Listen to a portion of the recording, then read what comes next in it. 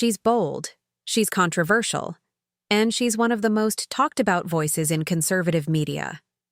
Laura Ingraham has been shaking up American television for decades, with a career that stretches from high-powered law offices all the way to primetime cable news. Whether people admire her or criticize her, there's no denying her influence. As of 2025, she's still front and center on Fox News, holding on to her spot as one of the most watched female anchors in the country. But how did she get here? What shaped her views, and why does she spark so much debate? Laura Ingraham was born on June 19, 1963, in Glastonbury, Connecticut. Though the town was wealthy, her family wasn't. Her mother worked as a waitress, and her father ran a car wash. They were a patriotic household, proudly flying the American flag all year round. That upbringing helped shape her early conservative values she would carry with her throughout her career. After finishing high school, Laura went to Dartmouth College, one of the top schools in the country. She graduated with a Bachelor of Arts, then went on to earn a law degree from the University of Virginia School of Law in 1991. Before she became a household name on TV, Laura Ingraham was building an impressive resume behind the scenes.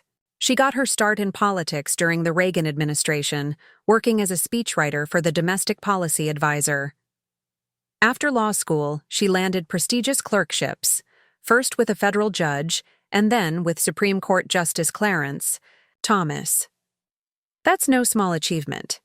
She later joined a top law firm in New York City, handling major cases and building connections that would prove useful later on. In the mid-90s, everything changed. Laura made the jump from law to media. She quickly gained attention as a fresh conservative voice, even landing on the cover of the New York Times Magazine in 1995. She also co-organized a conservative event called the Dark Ages Weekend, which poked fun at the more liberal Renaissance weekend. Her sharp opinions and quick wit helped her stand out, and by the early 2000s, she was making waves on the radio. The Laura Ingraham Show launched in 2001 and soon became one of the top-rated conservative talk shows in the country. It aired on more than 300 stations and reached millions of listeners each week. She ended the radio show in 2018, but kept producing podcast episodes, staying active in the conversation. On TV, her rise was just as impressive. She worked with MSNBC and CBS in the late 90s before joining Fox News in 2017. That's when the Ingraham angle was born, and it took off fast. Her show quickly became one of the most watched programs on the network, but with fame came controversy. Laura Ingraham has never backed down from her opinions, no matter how much backlash she receives.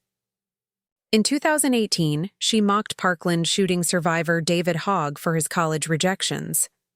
That led to a major boycott, with 27 advertisers pulling out, but her ratings went up. She's also criticized athletes like LeBron James for speaking out on politics, telling them to shut up and dribble. That comment alone sparked huge debates about race, free speech, and the role of celebrities in politics. She's also known for her strong support of Donald Trump. She served as an informal advisor during his presidency and regularly defends him on air. Her opinions on immigration have been especially controversial. She's promoted the Great Replacement theory, suggesting Democrats want to bring in new voters through immigration to shift political power. During the January 6th Capitol attack, she privately urged Trump to call off the rioters, but later suggested other groups might have been involved. She even ridiculed police officers who testified about the attack. That kind of contradiction has only fueled more criticism. Her comments during the COVID-19 pandemic also stirred up trouble. She questioned the safety of vaccines, supported unproven treatments, and spoke out against mask mandates.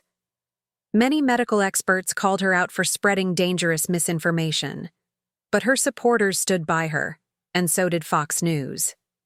Even after vacations or public outcries, the network has repeatedly welcomed her back, rejecting what they call agenda-driven intimidation.